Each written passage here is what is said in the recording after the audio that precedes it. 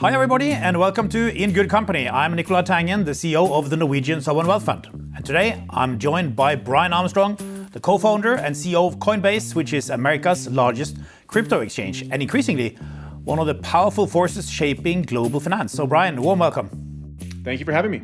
Now, 13 years ago, nobody trusted crypto, and today nobody can ignore it. And so what happened really?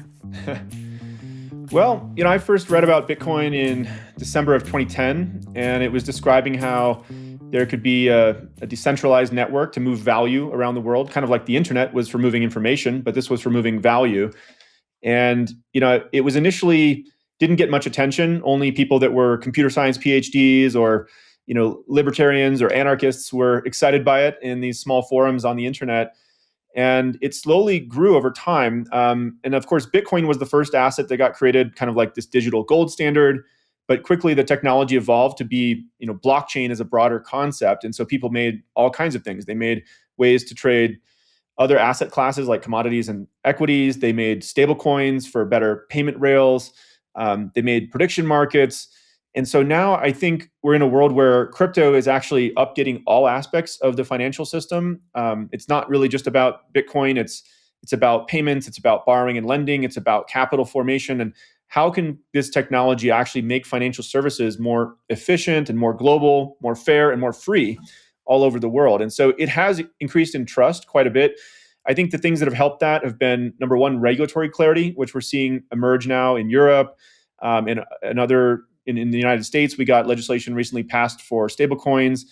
We're also seeing adoption by the largest institutions in the world. So, there's lots of Bitcoin ETFs now, and fund like BlackRock and Apollo have come out and said they want to tokenize all of their funds. Companies like Visa and JP Morgan are running experiments with how to do stablecoin payments. And so I think these trusted institutions coming in has also been another factor in addition to the regulatory clarity. But I mean, you worked at Airbnb back in the days, and you watched the cross-border payments fail, and then you figured out you needed to change the whole system, right? Yeah, that did give me a front row seat into how broken the global financial system was in certain situations. At Airbnb, we were trying to move money to 190 countries around the world, both collecting payments from guests, but also paying out to the hosts, people who were listing their homes. And in many countries, it was very difficult for Airbnb to route money, like to do payouts to Uruguay or somewhere like that. It might cost 7 to 10% in fees, take 3 to 5 days to get 3 to 5 business days to arrive on the other side. And so working as an early engineer at Airbnb certainly gave me a front row seat to that. I had also spent a year living in Buenos Aires, Argentina, and I had seen that country go through hyperinflation a little bit at least. And it gave me a profound sense of how much that changed the culture of a country and really held back progress. High inflation can really hurt the poorest people in society. So there was a few pieces like that helped me see the potential of crypto. So when you first read the Bitcoin white paper, what was your immediate reaction? What did you think? It really captivated my attention. I remember having this thought, like, this might be one of the most important things I've read in a long time. And I didn't fully understand it the first time I read it. It's only about 10 pages long. Anybody can go read it. It's actually, I think it's worth people going to read it.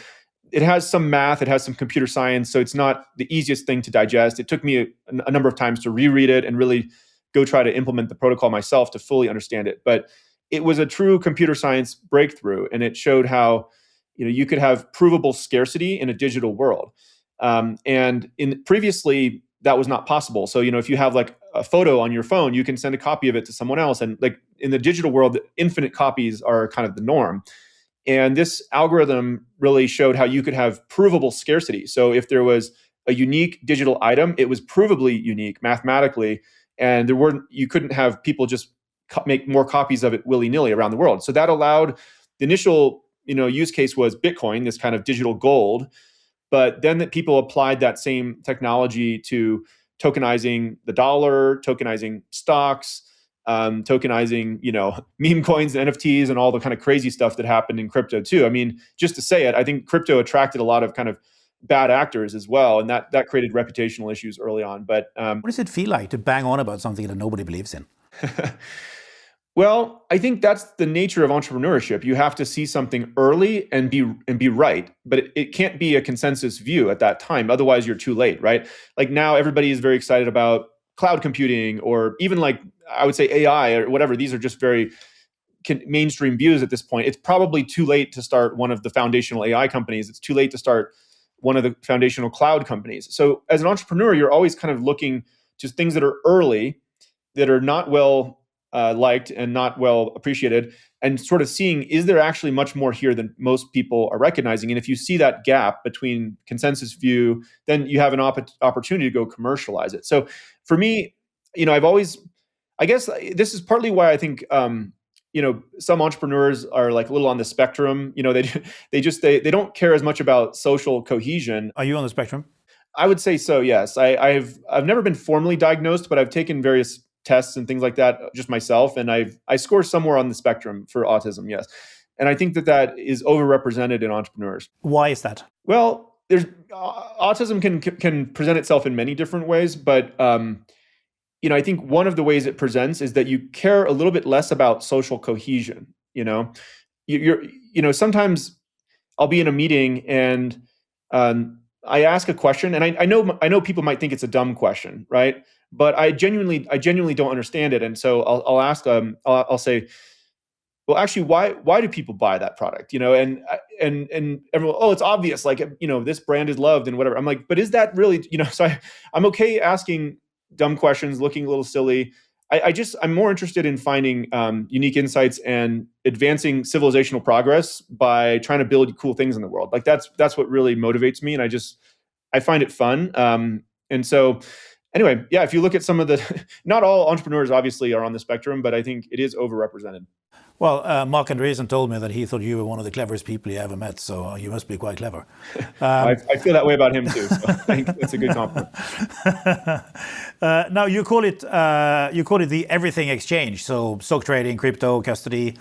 So are you building a bridge to traditional finance, or is this the end of traditional finance? No, I think it's an evolution of traditional finance. So we are building the Everything Exchange, which is bringing every asset class into one tradable platform. So you have not only crypto assets, which there are millions now, but you have stocks, commodities, FX. I think prediction markets is another big category that's taken off, and I think you'll actually see all capital formation get changed in crypto here relatively soon, where it's easier to raise money and then go through the process of being a private company, eventually being able to go public totally on chain. And then, of course, it's not just trading. Like crypto is actually updating these other categories of finance as well, right? Payments and borrowing and lending and everything. So yeah, it's a pretty broad technology. Now, there are other crypto exchanges too. Why should you win against them? Yeah, well, we've tried to differentiate really by being the most trusted brand in crypto. And that's allowed us to then custody more crypto than any other company in the world. And by custodying more crypto, we then try to connect more products into that custody, and it makes the product sticky. It gives us a certain amount of margin, pricing power. We can use that to go build new products. So it really comes from that trust. That comes from taking a compliant approach, following the law, being good at design, customer support. There's lots of areas that trust can come from. Being based in the United States, being a public company with audited financials. We've benefited from all of these things to build the most trusted brand. We're the largest provider to institutions as well for crypto services. And then, that trust has allowed us to now store about more than 12% of all the crypto in the world, which is more than any other company we're aware of. That's been growing over time. And is, again, connecting more products into those deposits. And then we can actually generate more revenue from that and reinvest it. So that's been our expertise and strategy so far. Why is crypto so volatile? Well, Bitcoin is volatile. Not all, but of course, like stablecoins are very stable, right? So, Bitcoin was especially volatile early on because it was so new and there were a relatively small number of people in the world holding it. Now, it's gotten a lot less volatile over the last 10 years as the market cap has grown. And I would say it was probably the best performing asset of the last 10 years by most measures. And so it went through, it's a little bit like the internet, right? The internet went through these bubbles and crashes as well because people oscillated between this is the future of everything to, despair. And every cycle that crypto, or specifically Bitcoin, has gone through, it's gotten a little bit less volatile. Like the peak to trough has been a smaller percentage. because more people in the world are holding it now. There's large ETFs, there's a lot of institutional holders, there's now a strategic Bitcoin reserve for the United States government, other sovereign wealth funds are holding it. So as that regulatory clarity has emerged, it's created a larger base of holders, and I think that's decreased the volatility. Now, why are stablecoins more important than people think? Well, I think a digital dollar is still underappreciated and could grow 100 or 1,000x from here. The reason is that payments are still relatively high friction around the world, right? Now, in certain countries, like I'd say in Brazil with Pix or in India with UPI, like they've managed to get payments to be quite fast and cheap, but they work only within that one country. Other countries, like in Europe, they have instant bank transfers that are free essentially, and that's a really good feature. But if you look at most payment methods, whether it's credit card or Swift or anything, and you kind of look at these three dimensions, like the cost, the speed, and then the global reach. So let's take credit cards, for example. Like they have pretty good global reach, but they have high cost, 2 to 3% on every transaction, and they're quite fast, right? If you look at Swift, it has good global reach, but it's expensive. And it takes I think 2 to 3 business days or something like that. And so stablecoins are the only payment rail that checks all three boxes. It's fast, cheap, and global. So you can now send stablecoins instantly in less than 1 second anywhere in the world for less than 1/10 of a cent US. And so payments are like water. They kind of flow to the path of least resistance. And I think that's why we're seeing such enormous growth in stablecoins. I think it grew about maybe 100% year over year last year. And more and more of the global GDP, I think, will run on stablecoin rails.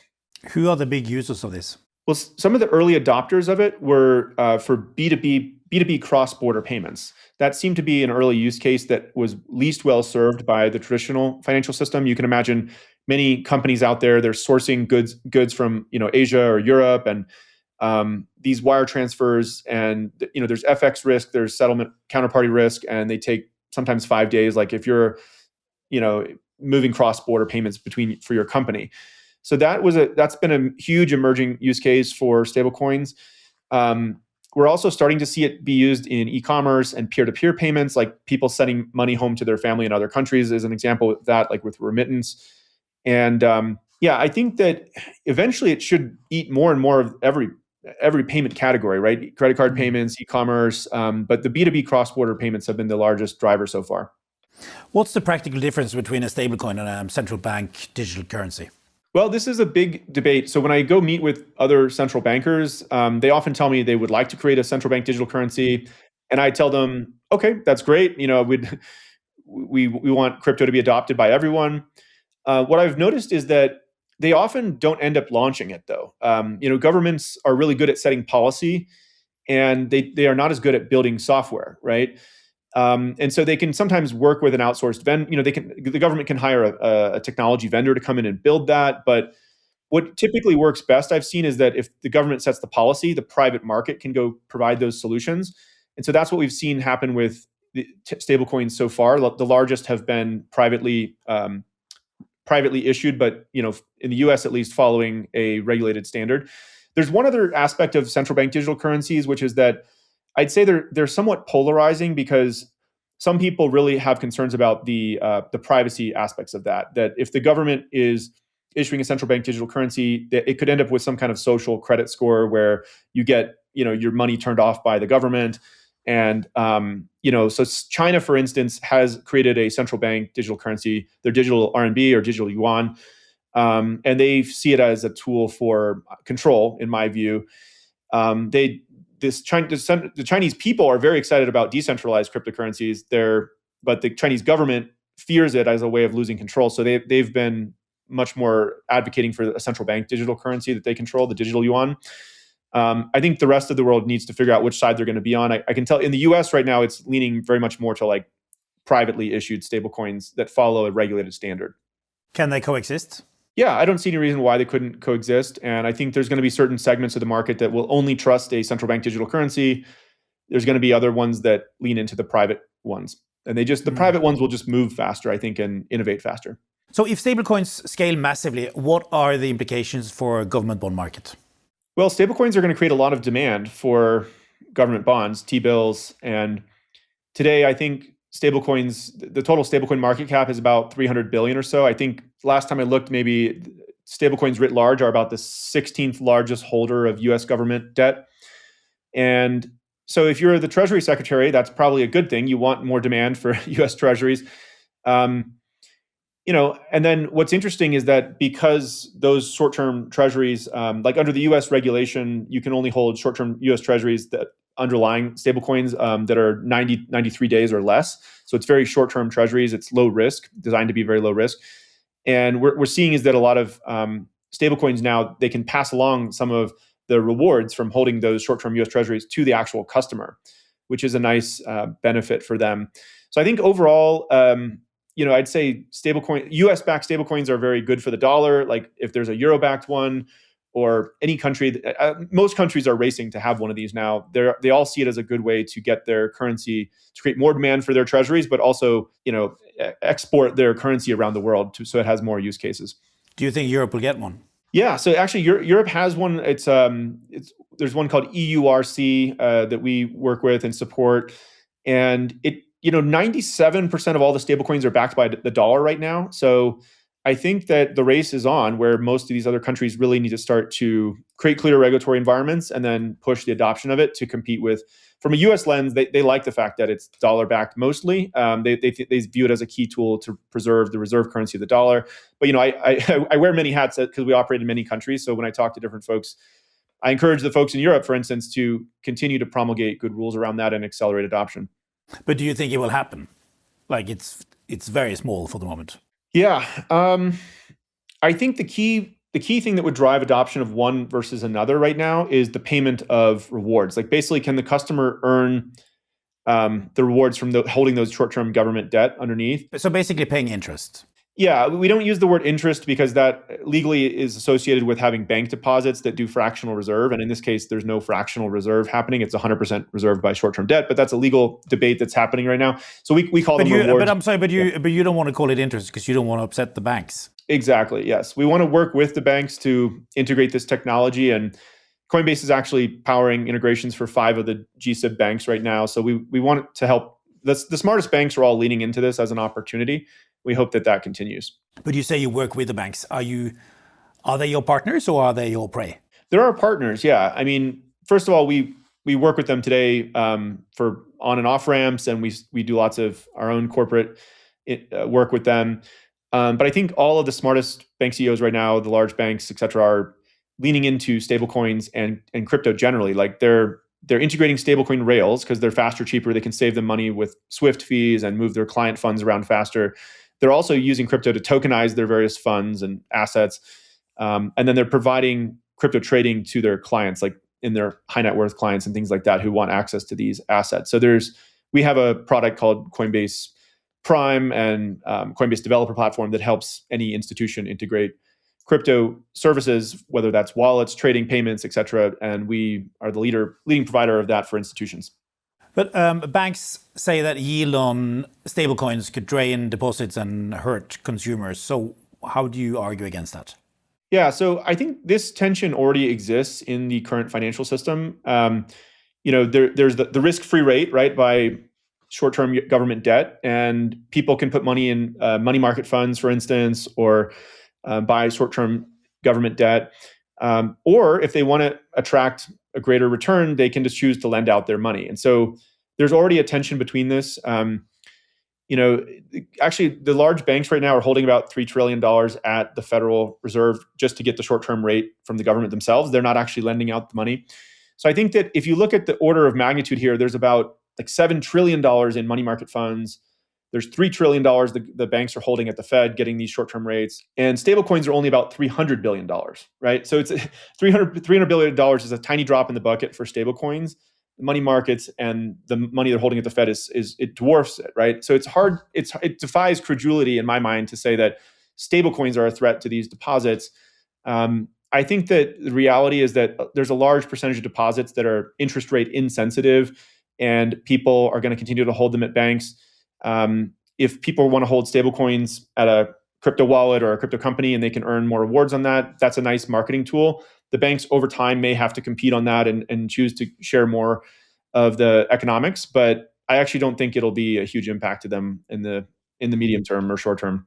So we own stakes in big asset managers. What's going to happen to their business model when funds are tokenized? I think it's going to be great for them. I think it's going to create more demand for their funds and products. I think it's going to democratize access. It's going to reduce a lot of the back office fees and costs to operate that type of business. It's actually, broadly this term tokenization, right? It's basically this idea that you have an underlying asset and then you make a digital token that one-to-one represents it. So the first case we've seen this take off is with stablecoins. That's a dollar held, in a T-bill or wherever, and then a digital dollar, and that's tokenization of the dollar. So that took off and is doing great. It's a huge growth area. We're now seeing the tokenization of all these other asset classes, like you mentioned, and this can happen in real estate and private credit and the funds that BlackRock and Apollo and these firms put out. So I think it's going to just create more demand for their products, essentially. If you could change one thing when it comes to US regulation, what would you change? Well, right now, the US is on the cusp of passing what's called market structure legislation. So the first bill already became law, which is around stablecoins. This second bill is clarifying all the non-stablecoin assets in crypto. And it's in particular, it's answering this key question of what is a commodity and what's a security.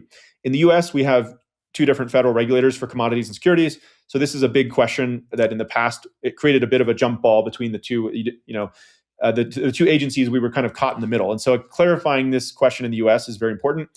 Just interestingly, in other markets where like in the UK or Singapore, there's only one federal regulator for both commodities and securities. So it's a total non-issue there. But so if this becomes clarified in the US, I think that it'll be another huge unlock for, crypto securities, like how capital formation works, how the commodities, how can an asset become sufficiently decentralized to be a commodity, and that would create a lot of clarity. So we're working hard on getting that legislation passed, hopefully at some point in the U.S. Now, the U.S. has declared itself the crypto capital of the world. What's that going to mean for U.S. competitiveness, you think? Yeah, well, President Trump, he said that he wants the United States to be the crypto capital of the world. So he's very much embraced this technology trend and tried to help it be moved back on shore. I think he has a fear or a concern, I should say, that too much of it has moved offshore due to the lack of regulatory clarity. And that shift in tone from the United States government has created a shift in tone in other countries around the world as well, who have started to compete for that talent and that industry. It's a complicated question. Like the geopolitics are interesting. Right now there is several financial hubs in the world, right? New York is the largest, but you could look at London and Dubai and Singapore. And I think all of them are trying to think about how they can not just maintain their share with that, but try to grow it. And I find it interesting as a CEO, in any given moment, there's some parts of the world that are leaning into this technology and there's some that are hesitant. And so we basically just try to go invest wherever there's regulatory clarity and a friendly environment. And then, typically often people, politicians change and cabinets change and every 4 years or 8 years, depending. And so if it flips the other way, then we go invest somewhere else. And so there's been moments where we try to just minimize the fines in a country. And then there's moments where we actually try to grow in that country. And we're always kind of just evaluating the political landscape. Now, as this crypto matures, how will sanctions and financial crime be handled, do you think? Yeah, very much the same way it is today in the sense that there are regulated financial institutions or intermediaries. Coinbase is an example of that. So we follow all of the anti-money laundering laws and know your customer laws. And we've been a great partner to law enforcement on that. So whenever they're trying to track down some bad actors, we have a great team that can help them do blockchain analytics. There was kind of this misconception early on that Bitcoin or these digital currencies were anonymous. And it's now become very clear that that's not the case. It's actually a public ledger. And so it's trackable what's happened. And then, people they go through their know your customer process where you have to upload your ID when you open an account like at Coinbase, just like you would with a brokerage or a bank. And we do transaction monitoring on that. And so if some sort of illicit activity is happening, we report it. If we get a subpoena from law enforcement, we work with them on that as the law requires.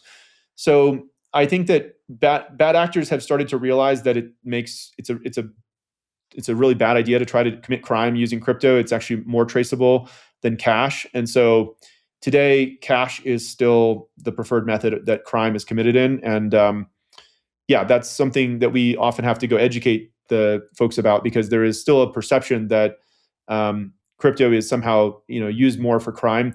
The reality is that about half of 1%, it's a little bit less than half of 1% of all crypto transactions are for illicit purposes, and the US dollar cash is about 4% used for illicit activity. So it's actually far more of a safe environment than cash. What is quantum computing going to do for crypto? Well, quantum computing is a big trend that's going to affect, of course, lots of different areas of cryptography and technology. And so if for some reason a 100 qubit quantum computer were just available today, it would affect lots of things much beyond crypto. I mean, all transactions, in the financial system, for instance, but also every login and password, all encryption data. So it's a much bigger topic. Will it be the end of crypto? No, it won't be the end of crypto. The reason is that, like all systems will need to upgrade to post-quantum cryptographic algorithms. And so just like in banking or in how Google stores data or anything, all these will have to be upgraded in that environment. And so what we've done at Coinbase is we've made a big effort to get ahead of this. The important thing is you don't want a rush at the end. You want to get ahead of these kinds of issues. So we put together this advisory council of cryptography experts to make sure that we're making progress towards the upgrade of the Bitcoin network and the Ethereum network. And of course, we don't control those networks. They're truly decentralized, but we can try to help where it's helpful and make sure that the industry and the community really comes together with these upgrades. So there's actually regular meetings already happening in the Bitcoin development community, for instance, about the next algorithms that the Bitcoin network could upgrade to, and that will be quantum resistant, and it will require the network to upgrade essentially. Do you think part of the reason why crypto has been weak is because people are worried about what will happen with quantum computing going forward? Well, the Bitcoin price did come down about 3 months ago, and a lot of people were trying to figure out what the root cause of that was. There was a lot of theories being promulgated, like maybe Kevin Warsh as the Fed chair is going to be more of an inflation hawk, and a lot of people were buying Bitcoin as like an inflation trade or something like that, an inflation hedge. Another theory was this one around quantum. I just personally, I think that the quantum thing requires a lot of diligent effort, but it's not existential to Bitcoin. I think that with good work that we can make sure that lands in a good place. I think that inflation is still a major issue around the world. So to be honest, there's obviously various macro events like the wars and all kinds of things that have caused the market to pull back. But I was surprised at how much Bitcoin came down. And I think the fundamentals underneath have not changed very much in my point of view. So sometimes the markets, people are trading based on what they think other people are going to do, not what they think the reality is. So that's more your domain than mine. But I should ask you actually, what do you have a theory about why Bitcoin came down? I'm not the specialist here. You are the specialist. You moved very fast on AI adoption in your company. Tell me, how did you do it? How quickly did you get people to, take that opportunity? Yeah, well, as these AI models got better over the last few years, we certainly we recognized that we needed to make a big push internally to stay ahead of this. Every company does. So we were already using AI in a variety of places in the company, like to detect fraud. We were using it in our compliance programs, but we started to really try to move to a AI first mentality throughout the company. So for instance, on our software engineering team, we now have more than 50% of the code is being written by AI. About 60% of our customer support tickets are being answered with AI, but you can of course still reach a human if you need to. And with our compliance automation, we've started to see some really impressive potential savings, cost savings. The most interesting thing that we've seen now is that AI agents are increasingly transacting using stablecoins. There's this kind of emerging area called agentic commerce. And if you believe, as I do, that eventually there will be more AI agents than human beings, AI agents can't go open a bank account, which still requires you to know your customer and have a government issued ID for a human being. but an AI agent can absolutely have a stablecoin wallet. And so we've built some really great infrastructure and tools for AI agents to spin up their own stablecoin wallet, and then they can begin to transact. So they can go get work done on your behalf. Like if you ask your AI agent to book you a trip, they can go pay for tickets and hotels and things. If you're asking a software developer AI agent to go build you some website, they can register a domain name or spin up resources on AWS or GitHub. They can also AI agents can transact with other AI agents, which is a fascinating. So we're having this kind of, machine to machine type payments, and because stablecoin payments are so fast, cheap, and global, I think there'll actually be several orders of magnitude more transactions every day, maybe smaller dollar values, as machine to machine payments really start to take off. So that's been an exciting area as well. How prevalent is that now? Well, I wouldn't say that it's like a material percentage of global GDP, but it's early but growing fast. And so, how fast? Well, just as an example, we put out this protocol called X402, which is makes it easy to attach a stablecoin payment to any web request between agents or in other situations. And it's now done. We just put that out maybe about 5 months ago, and it's done 100 million transactions now, and wow. It's shown really good growth over the last few months. So it's so early that this is all happening in the last 6 months. It could be, my guess is it would grow 2 to 5x per year or something like that over the coming years. We don't know. It's really starting to get a lot of attention though. Did I read somewhere that you, in order to get people to really adopt AI in the company, you said, hey, either you use it within a week or you're out? Yeah, I mean, these stories always get they get better every time you tell them. But what I did do is I said, hey, we want every engineer to onboard to this tool, Cursor and Claude and these different things, and at least try it, right? Like this was about a year ago. Now almost all the engineers are using it every day. But at that time, I think there was, just like anything, people were a little hesitant. It's a new thing. I have the thing that I know how to do every day. Why are you telling me how to do this? And what I told them was, I want to see everybody try it, sign up, and at least try it out. Like you don't have to switch your entire workflow every day. But if you haven't at least signed up and tried it out, I start to question your eagerness to learn the latest tools in your career and your profession. And so I was watching the numbers of adoption of this inside, and it was like, okay, we got 60% of engineers to try it and 70%. And at some point I just got impatient, and I just sent a note to the engineers. I said, like, everybody just sign up and try this out by the end of the week. And if you can't, I'm going to host a meeting on Saturday with the CEO for anybody who hasn't tried it. And I want to hear from you why you haven't tried it. And if you don't show up for that meeting, or you don't have a good reason, I didn't say this in the message, but I think maybe only one person got fired actually, because they refused to sign up for it and they didn't come to the meeting, and they didn't have a good reason, like they weren't on vacation or parental leave or something like that. They just refused to do it. And so I was like, okay, you're not a good fit for the company. So I think only one person got fired, but it did create a very clear tone from the top that we need to stay on top of these things to be relevant as a company. I call that a very clear tone from the top. Yeah. In 2020, you declared Coinbase apolitical, but by 2025, you were one of the most powerful operators in Washington. So what happened there? Yeah. Well, so in 2021, we put out a blog post saying that we're a mission-focused company. And there was an important distinction I made there saying we are going to be focused on our mission, which includes some of our policy work around the mission. But on all other issues in the world, we are not going to bring that into the workplace, because we all have different points of view and it can be a distraction. And we as a company came here to focus on one mission, not the other one. So I think it was consistent for us to continue to focus on policy efforts related to our mission of increasing economic freedom in the world and crypto adoption. And so we did realize at a certain point, especially just during the last administration in the United States, there was an SEC chair and one particular senator who was very anti-crypto, and they decided to create a lot of lawsuits and lawfare. In my view, they tried to unlawfully try to curtail or kill the industry in the United States, even though that was not the will of the voters and the people, and that was not the will of Congress writ large. And so we did end up engaging in some litigation. We started to build more of a policy muscle, both with a grassroots movement of voters in the US that we helped fund an organization there. There was a super PAC that we put some money into. And, my preference, honestly, I'm an engineer by background. And as a CEO, what I prefer to be doing is working on products and engineering.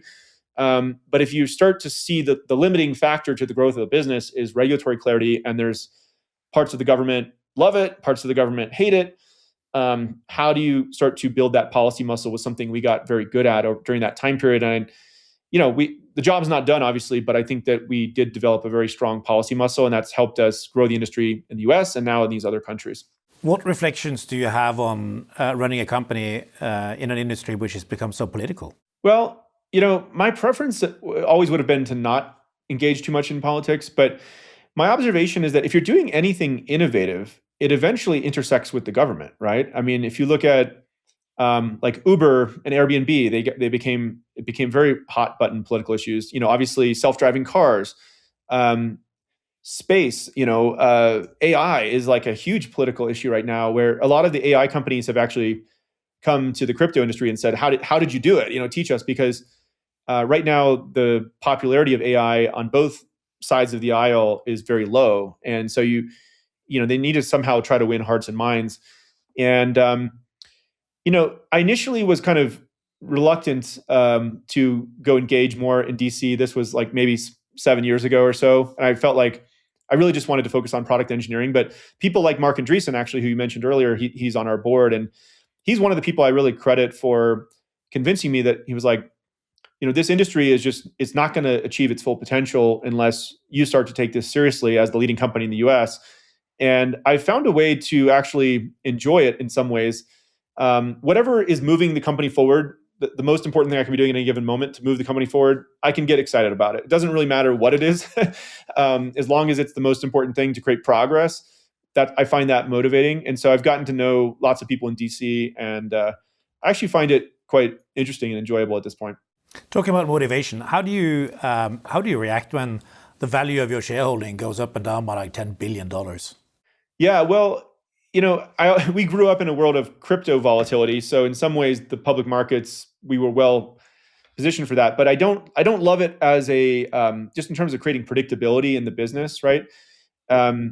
It's for better or worse. We went out as a public company in 2021, and I think that had a lot of benefits. Like, it allowed us to be the most trusted brand and to land a lot of these institutional clients. It made it a lot easier to raise convertible debt and do lots. So we kind of became like the grown up in the room, which was great. I definitely, don't love sometimes the volatility of the public markets, and sentiment can just swing very wildly, where as a private company, you can kind of hold on to your last mark for longer than you should at some points sometimes. So anyway, I'm glad that we went out first, and we still are building our I'd say like the base of long-term holders, right? Actually getting added to the S&P 500 last year was a major forward step there, where I think we've actually brought on a lot of institutional holders through that process, and that's been great. You mentioned long-term. On the side, you are running a longevity biotech company. Is that in order to be properly long-term that you do that? Well, I do think very long term. The person running it every day is Jacob Kimmel, who is a brilliant scientist and operator of that business. But I co-founded it. I put some of my own money in as an investor. I'm on the board. I helped them early on get it off the ground. But yeah, just to give you maybe a sense of why I did that, because it may be atypical. When Coinbase went public and I got some liquidity from that, I decided, all right, I want to continue doing this for a long time as a public company CEO, but I also want to think about how to use this capital to accelerate progress in the world. And, actually a little bit like Elon, right? With PayPal, he got some liquidity from that.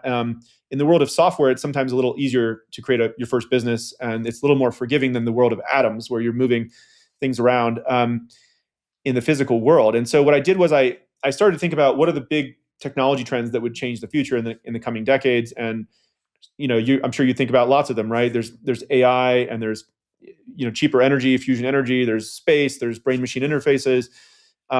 You can go read Ray Kurzweil, right? Like, he talks about how he predicted a long time ago that we'd have artificial general intelligence around 2029. He seems to be on track with that prediction. He's also said that he thinks we'll hit longevity escape velocity in 2030 to 2035 as AI and single cell multi-omics, things like that, kind of come down in cost. And anyway, long way of saying, I felt like there were good people working on a lot of the other big technology trends, but I didn't see like a great company or team in the longevity space. In fact, there was a lot of kind of snake oil and kind of less serious companies. And so I hosted a series of dinners, was lucky enough to find the other co-founders, Blake Byers, Jacob Kimmel, and Greg Johnson, who helped create the company in the early days too. And yeah, put some money in, and I think it's doing something very exciting, which is called epigenetic reprogramming, which essentially it's reprogramming your cells to restore function they had when they were younger. And New Limit is, it's gone faster than I thought. I thought it would have been, 5, 6, 7 years of kind of basic research, but within 3 years, they were able to demonstrate successful reprogramming of human cells to restore function they had when they were younger. And so they're on track now to get their first drug into clinical trials next year. How old are you now? 43. How long do you think you're going to live with this new technology? Oh, with New Limit and epigenetic reprogramming and just broadly, yeah. But none of this is guaranteed, obviously. I think it requires a lot of hard work and good things. It's going to take hundreds of companies doing things in this space. But I think that within our lifetime, we'll reach, I think there's a good chance, I don't know if it's like guaranteed, but it's 50% chance that we could reach what's called longevity escape velocity, where for every year that you live, medicine and science advances enough where you could add another year of life. And then the things that would take you out at that point would be like, accidents and getting hit by a bus and things like that. It's not, you don't become immortal, but I do think there's a possibility at least that within our lifetime. Now that's probably an aggressive point of view. Like Ray Kurzweil would put that view out. I think most people, if you talk to in big pharma, they would say, "Oh, it's our generation won't be the one, but maybe the next, our children will be the ones that could live forever indefinitely." If you are lucky and you stay out of the bus lane, yeah, you think you potentially could live for a couple of 100 years? I think it's possible. Yeah, it's certainly not guaranteed, but with hard work, like I guess I'll give you like a little bit more of the trends that I see happening. Right. So of course, AI is clearly a trend that's happening. That's going to have downstream effects. Like an example of it, it's going to be people are creating now these virtual models of the cell, where how can you simulate not just like protein folding, like a single protein, but how could you simulate the entire model of the human cell? That would allow you to start to run something like clinical trials or approaching clinical trials in software, in silico, right? So you could dramatically accelerate the number of experiments you can run in silico and then take the most promising ones to actual clinical trials. There's something called like single cell multiomics, which is like getting a readout of the entire state of a cell. That is following a cost curve similar to Moore's law. So the cost to read out the entire state of a cell is cutting in half every 18 months or faster actually. So it's allowing companies like New Limit to do these massive pooled screens where we can test tens of thousands of different hypotheses now, where before you had to kind of manually do like, one at a time. And then, there's a couple other trends like that are happening where I think, we could potentially have really breakthrough therapies in the 2030 to 2035 timeframe. Incredible, huh? I mean, that's what gets me excited is just how do we accelerate progress with science and technology? So, I mean, there's a whole other tech tree happening here with brain-machine interfaces too, right? Like that's the other way that people may merge with AI and actually upload your brain, so to speak, which is a whole other sci-fi topic. But anyway, are you involved with that as well? No, nothing directly. I mean, I've invested in a few of the brain-machine interface companies because I think it's interesting, but I haven't. I'm not building anything there. Brian, lastly, what is your advice to young people who want to do amazing things? Well, just like any skill set, it takes a lot of iteration to get better at it. I started a company in college that was lots of hard work and it was not really that successful. And I tried a couple more ideas. I went to go join a startup. If you're excited about whether it could be anything, as an investor, this is true. If you want to be a great musician, this is true. If you want to be an actor, whatever it is, you kind of have to just show up for a decade and keep trying a lot of things, and it's not going to work that much early on. So, action produces information. Like if you have an idea, go try it. Don't just sit around thinking about maybe what if this and that.